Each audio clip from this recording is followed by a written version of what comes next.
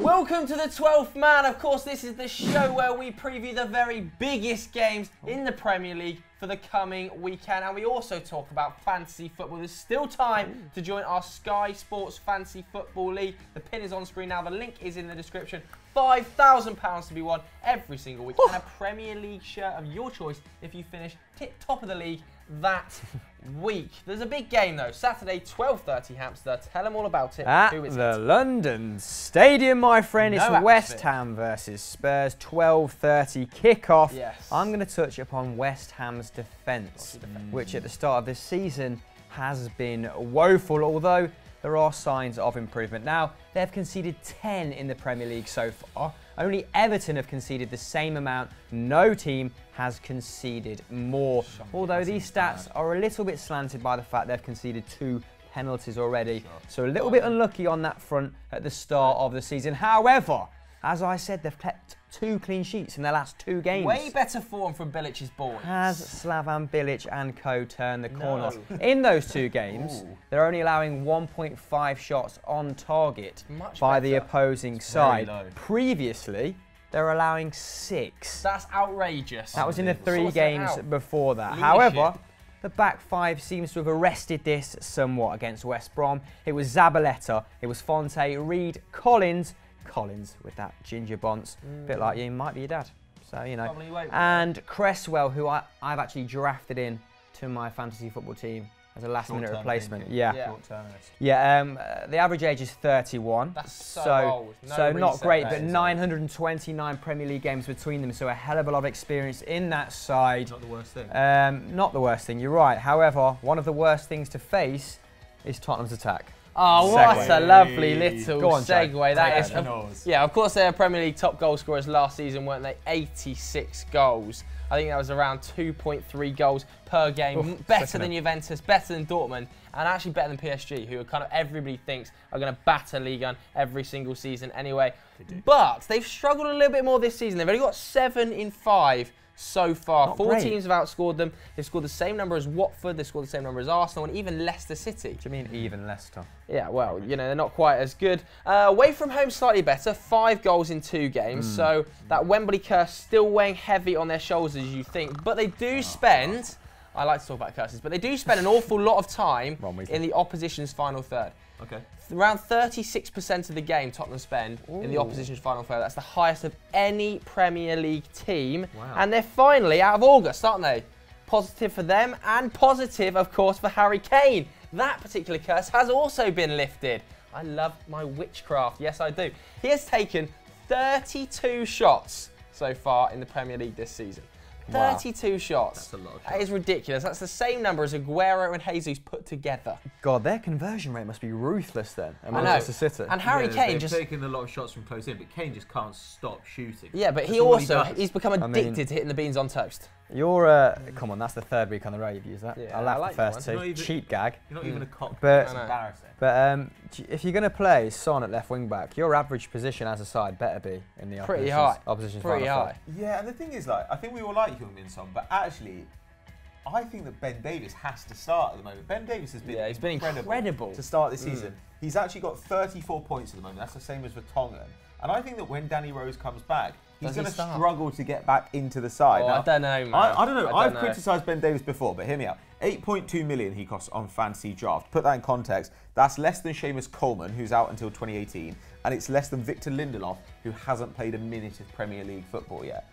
Currently, Ben Davies is creating 3 chances per game. That's ridiculous. Now, there are 5 players in the Premier League creating more chances per game than him, and they are Fabregas, David Silva, Mkhitaryan, Ozil, and Kevin De Bruyne. Who's the odd one out there? Yeah, Ben Davies. Maybe a little bit unsustainable, but what you're telling me there is he's one of the top 6 creators in the league. I'm saying that if he played number 10 for Barcelona, he wouldn't be out of place. But Spurs are good at the back as well. That back 3 is very solid. This is the more important thing, right? He's going to get you clean sheets. Okay, now, last season, Spurs conceded 26 goals in the league. That's fewer than any other side. This season, they've conceded only 3 in 5 games. Now, that actually puts them on track to concede 23 in the league. Now, I'm not saying they'll manage that all season, but they will get tons of clean sheets. Good point. You're not really going to get Kante points from Davis. He doesn't put up a lot of tackles and interceptions. But I think that with Danny Rose not even back in full training yet, if you have an option to bring Davis into your side, it's a good way to essentially get all the points of a Vertonghen or an Alderweireld and save a little bit of cash. Yeah, I agree. What a player. Wise words.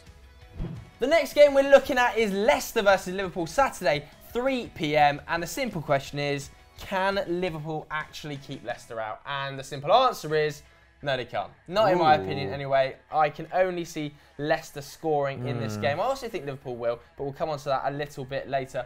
Jamie Vardy, I think, could be a danger man in this game. Already got 4 this season, sliding slightly under the radar. Joint second top goal scorer. Obviously, Lukaku and Aguero both got 5, so ahead of him. But under Shakespeare, he's been really, really good. Reborn. I think he's got 12 goals, 3 assists in about 18 appearances under Leicester's new boss. And he just seems a little bit more revitalised. Not only is he scoring goals, but in fantasy football, obviously you get points for winning penalties. And he always wins penalties, Jamie Vardy. I don't know whether he's diving a lot or he always just seems to nick it in front of the goalkeeper, doesn't he? In the last 3 seasons, Vardy's won 9 Premier League penalties. That's more than any other player. That lower league now.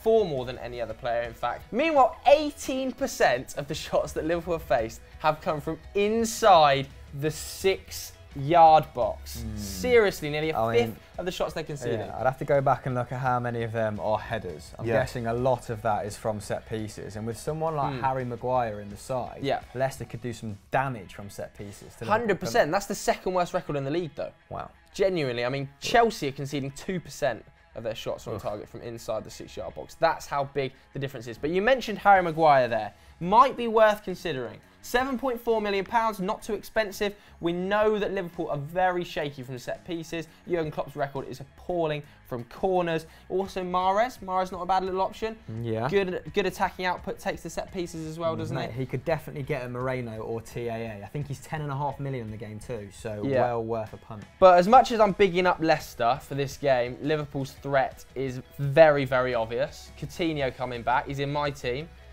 Pato, is he going to have the impact? Look, I think that Liverpool are going to want to put a beating on Leicester in this game. But can they? I would probably have a bet on both teams to score in this match. Now, in the last match, Liverpool were a bit frustrated by Burnley. They actually had 30 shots more than Burnley had on the day. That's the biggest gap between sides in one game since Burnley went away to Man United last year, when Man United took 31 shots more. Yeah, we drew 1-1. How do they keep getting the rub of the green? Don't know. Because they just put people on the goal line. They just set everyone up on the goal line. I think he must come from a family of gypsies, mate. It's unbelievable. Maybe they put mirrors up behind the goal and it freaks people out or something. But Coutinho was pretty wasteful in that game. He looked like a guy who hasn't played for a while. Yeah. He took 7 shots. All of them were outside the box. Not a single one was on target, which I consider to be not great.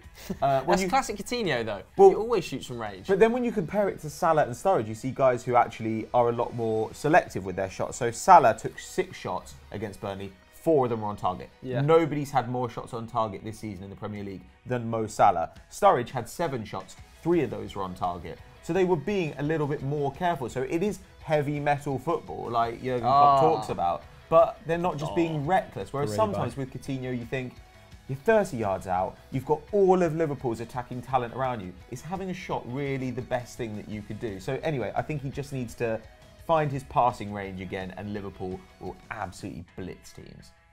But as you said, that Liverpool defence is there shaky, man, to be got at. I mean, Alexander-Arnold, the youngster at right back, has been impressive this season, winning 3.7 tackles and interceptions per game and creating a huge 3 chances per game. So not far off your boy Ben Davies, who we're bigging up in the last section. Although that was boosted by that insane game against Burnley. Yeah, passing it to Coutinho and he shoots from 50 yards. So maybe those stats are a little bit warped. However, is a defence featuring the likes of Klavan, Marino, Alexander-Arnold, Dejan Lovren, Robertson, Lovren, who Liverpool fans after that game against Sevilla were saying that Lovren should never play for them ever again. Which they said that is a little bit harsh. Yeah, I feel like they've been saying that about the last 8 centre backs that Liverpool have signed. I actually don't mind Robertson. I think he's got potential. He's looked okay when he's coming to the side. He's got a nice delivery. So jury's still out on him. However, yes, they've missed a trick by not signing Van Dijk, haven't they? We've mentioned it on previous weeks. They need defensive support. And Liverpool should be fresh as well, shouldn't they? Only 4 of those players that started against Sevilla actually played against Burnley. So he's used numerous players. Not to great effect at the moment. Didn't get either result. Having well done, Jurgen.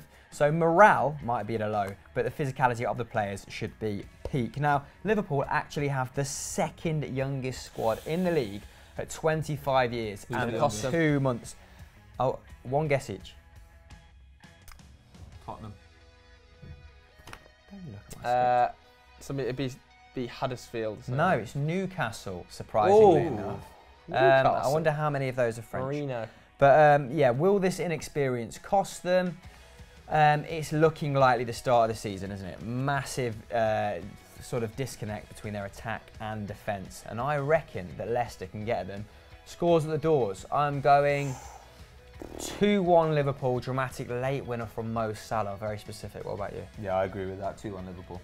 I'm going to go 1-0 yet again for Liverpool. Another 1-0 draw. They just keep pumping them out. Gone with his heart, not his head. What about you? Now, I actually think the biggest game on Saturday is Southampton at home to Manchester United. Nervous. And the reason I'm excited about it, it's not because of Lukaku. It's not because of the potential return of Van Dijk, who I think you're going to talk about. I will. It's because of Henrikh Mkhitaryan. Baller. Now, I think because of Lukaku's goals, Mkhitaryan isn't really getting the attention he deserves. And he's got a goal and 5 assists so far this season. Could have had more. That is absolutely mental. Now, he's got 17 chances created in the league. Only David Silva can match that number. He's also the second highest scoring mid in Sky Bet Fantasy Football. Yeah. He's just behind Mo Salah, understandably. He's not even a midfielder. Mo Salah's a forward, really, isn't it? Well, that's actually true. And I mean, I think he's had the advantage that United have gone ahead in every game they've played at some point, I believe. Except maybe the Stoke game, not sure about that. And he obviously thrives on the counter-attack. He's strong, he's fast. So good in there. He's got so many runners around him that it's incredibly dangerous. And they've already scored 2 counter-attack goals in the Premier League. No other team has managed even one except for Liverpool. So they're really, really good on the breakaway. He's also winning the ball back twice a game. Yeah, he does do a lot of defensive output. It goes really unnoticed by a lot of other fans. Well, it means that I wouldn't be surprised if he picked up the odd Kante point at some point this season, maybe in one of the big games, you know, Manchester City or whatever. He's also shooting inside the box once every 2 games, so I wouldn't expect his goal numbers to be huge, but those assist numbers are going to keep cranking out. And with 8 different United players having scored so far, he's not really got the burden of goal scoring. He's just got loads of guys to create for, and that's what he wants. Yeah, 100%. He also is going to be more relied upon between now and Christmas to create for Man United than he was before, because Paul Pogba did a lot of creative work. That's a good point. Without Paul Pogba in the team, you look at those creative players, and other than Mata and Mkhitaryan, I'm not sure where that creativeness comes from. I don't think Rashford necessarily has the same technique, creativeness, and that ability to find pockets of space in and around the box that Mkhitaryan or Mata have. So without Pogba, he's going to be really, really So we might see his defensive output drop slightly, but hopefully his attacking one will increase, and he's not going to have a season reminiscent of that one at Borussia Dortmund, is what you're saying. I don't think 20 goals. Unless his shot rate picks up, I don't think he's going to get 20 goals. But to be honest with you, could get 20 assists though. He could get 20 assists. He could well, but this game I think is going to be tougher than a lot of people expect. That's the thing. Well, especially if Van Dijk returns. He made that. He made a substitute appearance in that memorable 1-0 victory over Crystal Palace. Oh, what a match! It's actually actually the first time he's featured since he kicked up a stink for staying at the club since the summer. And at 8.9 million on Fantasy Football, he's actually the same price as Mustafi and £0.5 million cheaper than Rudiger. Rudiger? So if he can... Tempting. If Pellegrino brings him back into the side, well worth a punt. And this is why. Because 5 of Manchester United's 16 goals this season, and Mkhitaryan might have played a large part in this. I think he takes corners, doesn't he, from one side, maybe Blind and Matt from the other. 5 of their 16 goals have come from set pieces. So Virgil van Dijk's aerial presence could be key for Southampton. I think before the weekend's game, we'd scored in every single game in the Premier League from a corner. Interesting. That's mental. Well, we'll have to double check that off. Double check that. But yeah, Virgil van Dijk won 75% of his aerial duels last season. So he's an absolute behemoth in the air. That's actually the same as Sergio Ramos and Diego Godin. So he's keeping very good company on that front. Now, 79% of the shots that Southampton generally face are down the middle. They like to play with plenty of width, which is more than any other team in the Premier League. And it maybe also implies that in Van Dijk's absence, a large part of their defensive output has come from the fullbacks. Yeah, they've got very strong fullbacks. Now, have either of those fullbacks impressed any of you, Pat? Not really, not massively. Really? I've been very unimpressed by Southampton, all in all. No, but that's going forward. Your biggest bugbear is the fact that Puel got 5 for producing a lack of goals, right? And now Pellegrino seems to have picked up the exact same. You like the Southampton fullbacks? Of course I like the Southampton fullback. I don't think they've been great this season, but I think Bertrand and Cedric Suarez are a really good pair of fullbacks for a mid-table club. That's an insane pair of fullbacks. Cedric Suarez, also a very good point scorer in fantasy. Yeah. They are good fullbacks, but they've started the season so poorly as a team, Southampton. Well, yeah. I mean, I know you want to whinge about their attack, so you might as well do it. Yeah, let me have a little whinge about their attack because let's face it, I've said it in most streams and most videos over the last few weeks. Mauricio Pellegrino has been nowhere near good enough for Southampton. Claude Puel was sacked because he was not providing enough attack and not enough goals for Southampton. That's the reason that he was sacked. Let's face it, they were in an okay position. But is it Pellegrino? Because he seems to provide them with a solid base. It's just they didn't strengthen up front. Charlie Austin not firing, Shane Long. But whose fault is that? Surely he's got to be signing or at least if it's not him, then somebody from the board. They've got to lose their job because that's an unacceptable position to come into the season with. I think their attack has declined. I think their attack is much worse. Well, Gabbiadini also isn't firing at the same rate. It's not just Gabbiadini though. It's not just Gabbiadini though. It's actually the team as a whole and the attack as a whole. Last season under Claude Puel, they're taking 4.6 shots on target per game. Quite a large number actually. This season under Pellegrino, they're taking 3. That's the 11th best in the league. That's behind West Ham. That's a massive That's behind the likes of Stoke. Well, you've lost, I don't know, 30% of your shots on target over the course of a summer, which is unacceptable, especially as you've got a new manager through the door. Yeah. I think he had to go out and strengthen up front. Nathan Redmond is being relied extremely heavily on to be the creative force for them. Has been a huge letdown. Sofian Boufal has been nowhere near good enough. Dusan Tadic, whatever happened to Dusan Tadic, used to be an absolute creative fulcrum of that Southampton team. Now it's almost completely reliant on Nathan Redmond. I think he's 10th in the league for the chances created. I think he's created around 12. They've scored from just 1 of them. In fact, of the 4 goals they've scored this season, I think 2 have come from penalties. Yeah, it's not amazing. Yeah. That's unacceptable levels of goal scoring for a team that you're kind of thinking at the start of the season, Southampton maybe a top 10 team this year if they progress in the right ways. Yeah. For me, they're nowhere near that. Way too over-reliant on Redmond. Whether or not Van Dijk comes back into this game is quite frankly a farce. He should have been sold in the summer in the first place. Agreed. But I think we've said enough about this game anyway. We've been rambling on for about 5 to 10 minutes. So let us know who you think is going to win it in the poll up there. Right, just before we jump into our fantasy football question, guys, don't forget to join our league. Pin-up is on screen now. You can win £5,000 and all the prizes that Ginge here was talking about earlier, mainly comprises of shirts. And if you do win one, get at us on Twitter because we can't guess your address.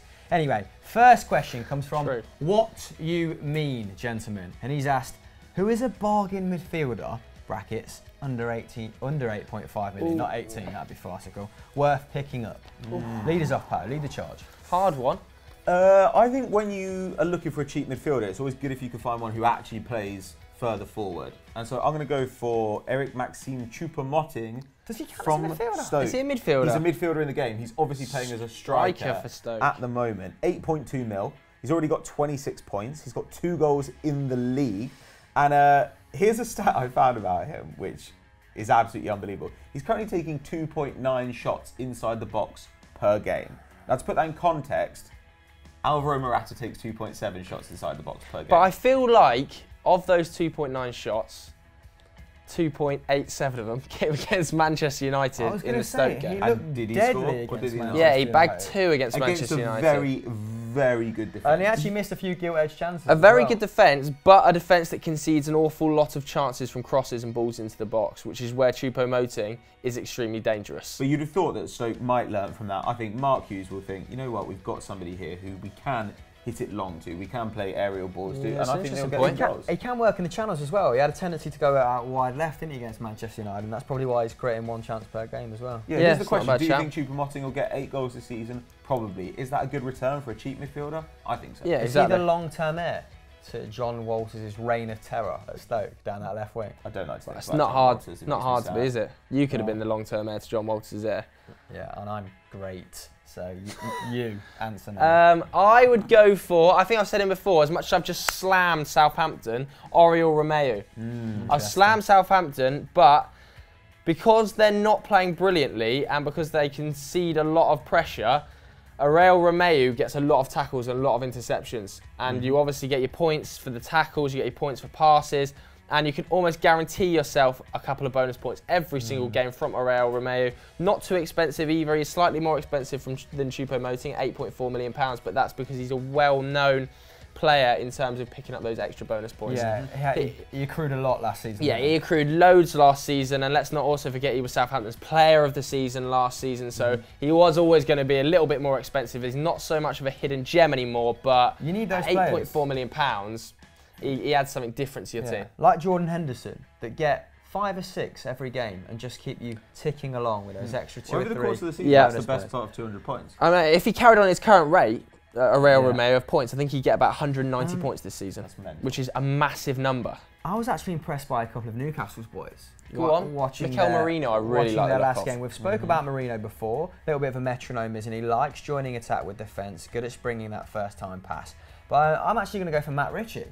Yes, Mkhitaryan takes a mean corner, but so does Matt Ritchie. And I think Jamal Lascelles. Before he teed up Jamal Lascelles for those 2 goals that have happened thus far in the season, I don't think he'd actually stuck one on him ever before, including in the Championship. Just a nice little collection. So they've got this nice little dynamic going, haven't they? And Jamal Lascelles takes some stopping when he puts together a run in the box, doesn't he? Especially against those zonal defences. He's also making 3 tackles and interceptions per game. Matt Ritchie, a really hard worker. Rafa Benitez, we know he demands an awful lot of his wingers because he always puts out a sound defensive unit, doesn't he? So he's picking you up bonus points too.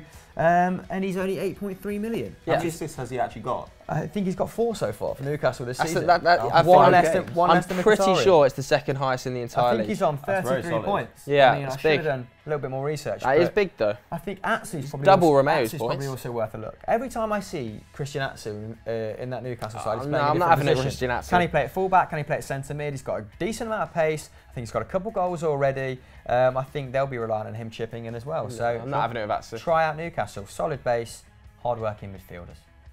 Next question.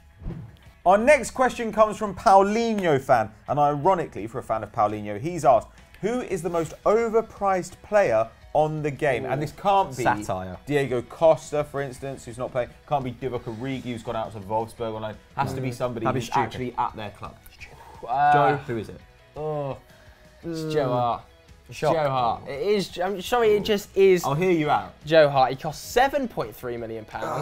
That's about 0.5 more expensive than Pickford. I think 0.6 or 7 more expensive than Fraser Forster. It's literally the same price as Ederson, the Man City keeper, who's going to start every single week and is more likely to keep clean sheets. He's going to get 10 assists as well. The West Ham defence, as we've already talked about, is extremely porous.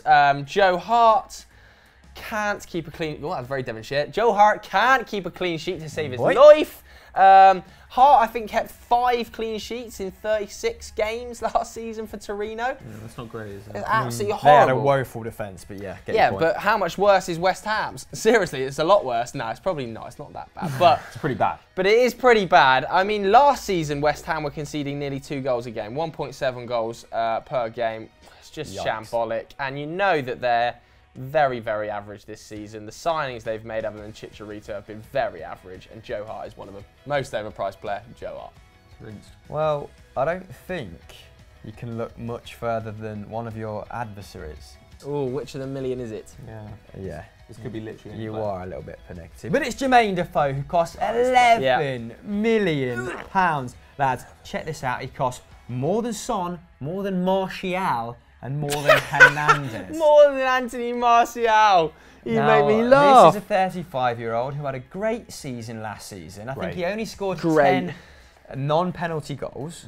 Amazing. What did he finish on? 16 in the league for 15. Sunderland? Yeah. 15. Big numbers. I stand corrected. This is a guy who definitely knows Jermaine Defoe's numbers from last season. Same as Josh King. What a player. And if he's on that reported 130k, then Bournemouth have had an absolute mare. He's had 2 shots on target this season in 5 appearances. Yeah, but you know, he is a goal scorer. And he scored 1 goal in 279 minutes. But I'm playing Ben Davies up front. Despite the cliches, you can lose your touch, it would appear. Still, I think he's going to finish on around 10 goals. But there's better value in your team for that £11 million. As no way I he gets said, to 10 he goals. only scored 10 non-penalty goals last season. So if he's not on penalty duty for Bournemouth, which he probably will be if he starts, to be fair.